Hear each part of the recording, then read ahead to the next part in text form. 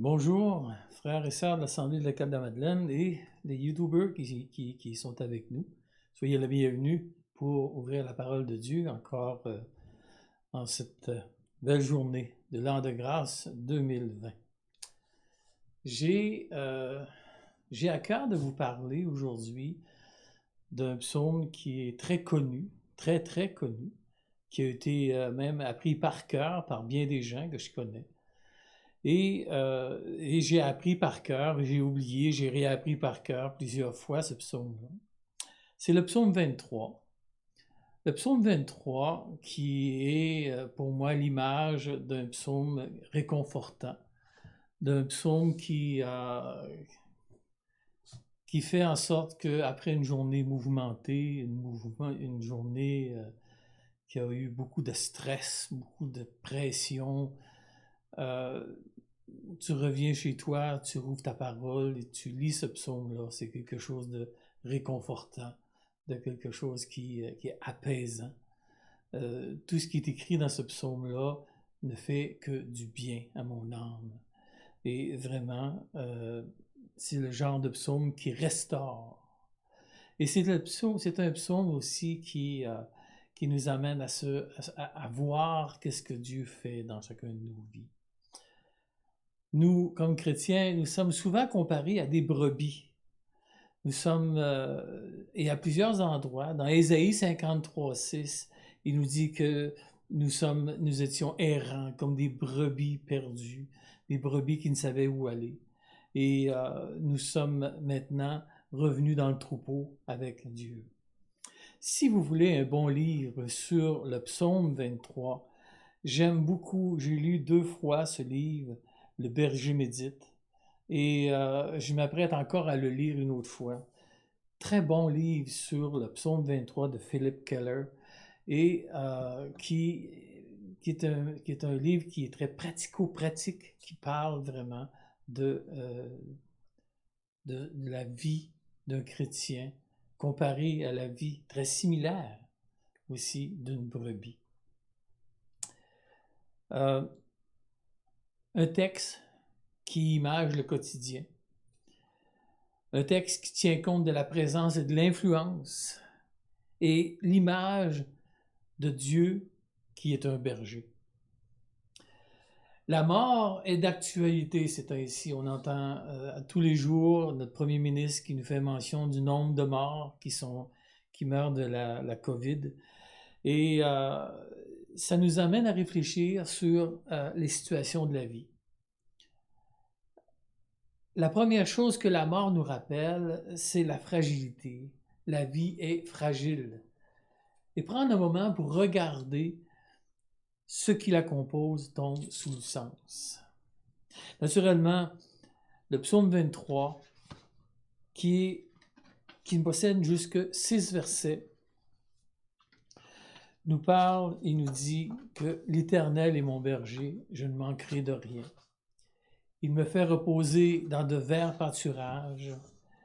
Il me dirige vers des eaux paisibles. Il restaure mon âme. Il me conduit dans les sentiers de la justice à cause de son nom. Quand je marche dans la vallée de l'ombre de la mort, je ne crains aucun mal, car tu es avec moi. Ta houlette et ton bâton me rassurent. Tu dresses devant moi une table en face de mes adversaires. Tu oins d'huile ma tête et ma coupe déborde. Oui, le bonheur et la grâce m'accompagneront tous les jours de ma vie, et j'habiterai dans la maison de l'Éternel jusqu'à la fin de mes jours. L'Éternel est mon berger. Être le berger de quelqu'un donne une image de quelqu'un qui sait exactement quoi faire dans les situations. Un bon berger pour une brebis est toute la différence entre une vie honorable et une vie malheureuse et inquiétante. Déjà, les brebis savent qui est le berger. Et je suis de ce troupeau. Nous sommes de ce troupeau ceux qui ont pris la décision de faire l'Éternel leur berger, à l'exemple de David. Cette introduction, ce petit bout de phrase-là, l'Éternel est mon berger, valide tout le texte qui suit, autorise à dire que ce qui est écrit, c'est vrai.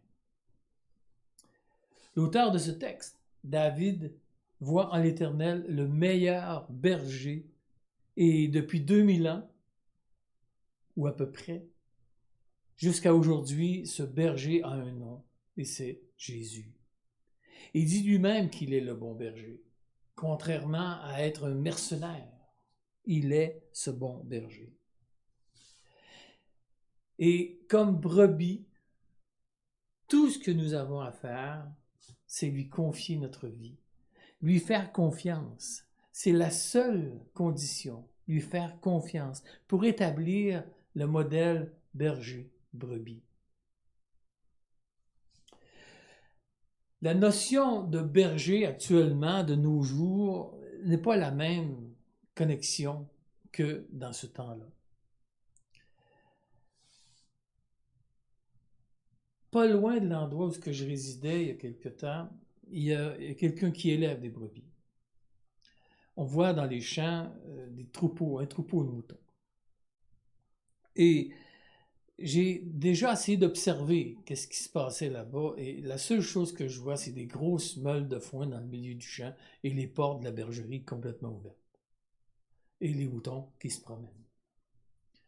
J'ai jamais vu personne aller prendre soin des moutons, les emmener ailleurs. Ils ont toujours dans le même champ, avec les mêmes ballots, toujours la même place, toujours la même chose. Jamais personne qui prend soin d'eux. Probablement dans les bergeries, mais jamais comme on peut lire dans le psaume 23. Le berger qui est question dans le texte avait un travail à temps plein. Il devait emmener le troupeau dans les prés, parfois très loin, afin de les nourrir, afin de trouver le meilleur pré pour ses moutons. Ça impliquait qu'il devait trouver des sources d'eau, des eaux paisibles, des eaux calmes, pas des eaux polluées. Il devait protéger les brebis des prédateurs. Il devait les surveiller pour ne pas qu'ils s'égarent.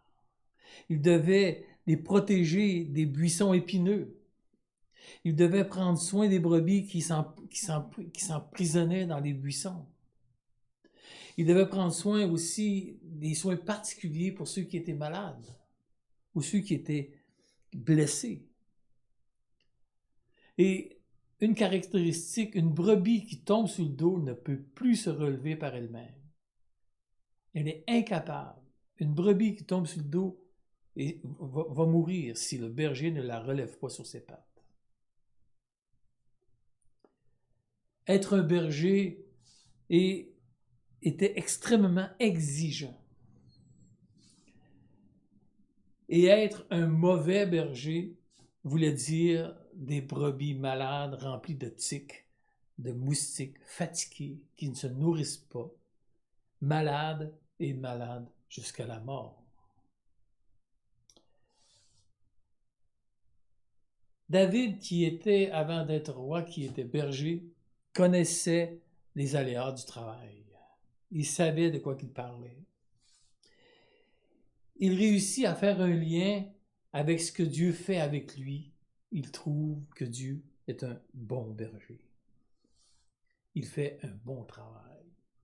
Qu'il peut mettre sa confiance en lui, car il remplit ses besoins. Peut-être pas ses désirs, mais certainement ses besoins. Comme la brebis est bien nourrie, comme elle est abreuvée et placée sur le bon chemin, l'âme de David est restaurée. Et son sentier est celui de la justice. Tout cela à cause de son nom.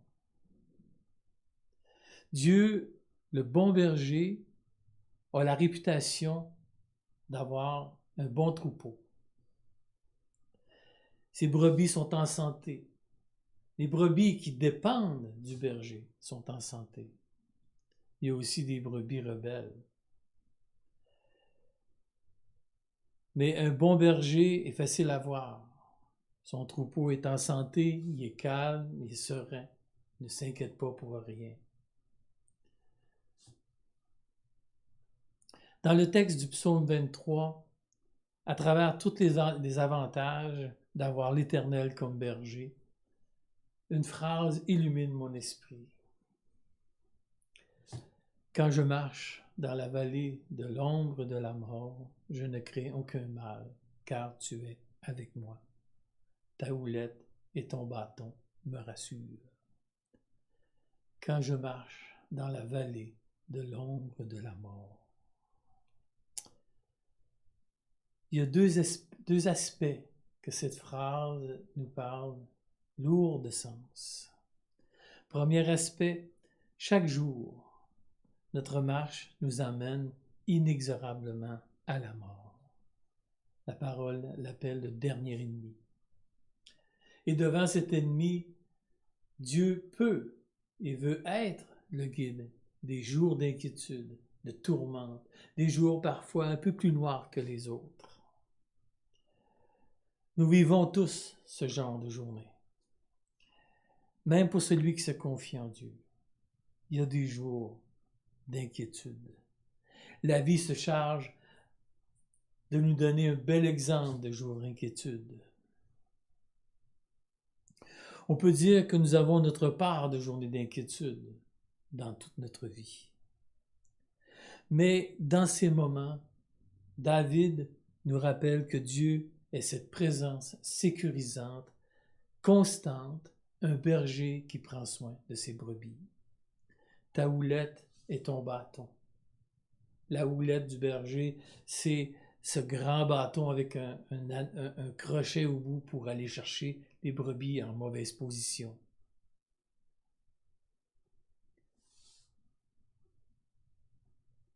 Vous savez, sortir une brebis d'une fosse, sortir les brebis, c'était une des préoccupations premières du berger. Prendre soin qu'elle n'aille pas là. Et lorsqu'elle y va, l'en sortir. Le deuxième aspect, c'est le moment où la marche se termine. Le moment où la mort est venue. L'Éternel reste le berger de l'éternité. Nous avons cette espérance que nous sommes entre bonnes mains, en présence de Dieu et dans la personne de Jésus-Christ qui ne repousse pas celui qui est venu à lui. Comme le berger de mon âme.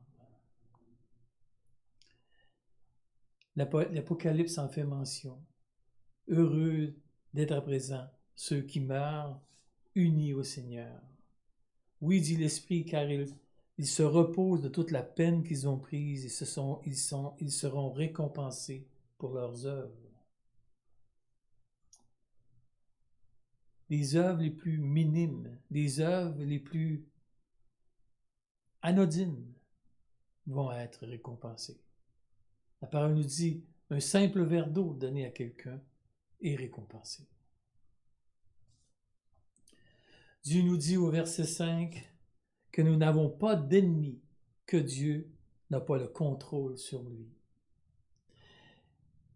Voici l'image de la table en face de ses adversaires. Nous sommes dans le calme, peu importe l'adversaire. Nous avons une table qui est prête pour nous, en face de nos adversaires.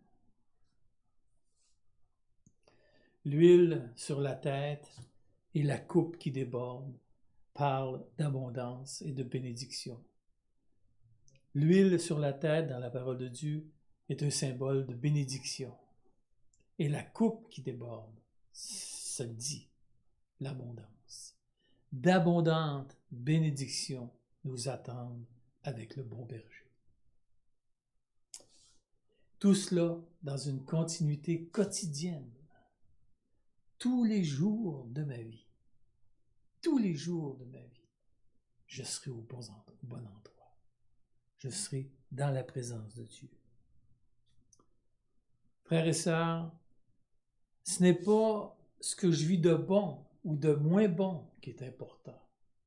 Ce qui est important, c'est avec qui je le vis.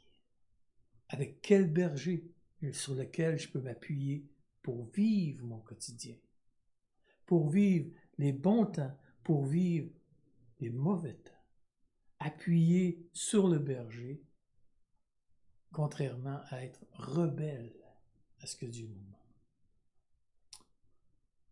Prions. Merci Seigneur, car tu nous bénis de bénédictions abondantes. Tu regardes tes enfants comme des brebis, et tu es ce berger divin qui ne se relâche jamais. Tu es ce Dieu magnifique qui fait partie de nos vies et qui veut nous donner le meilleur.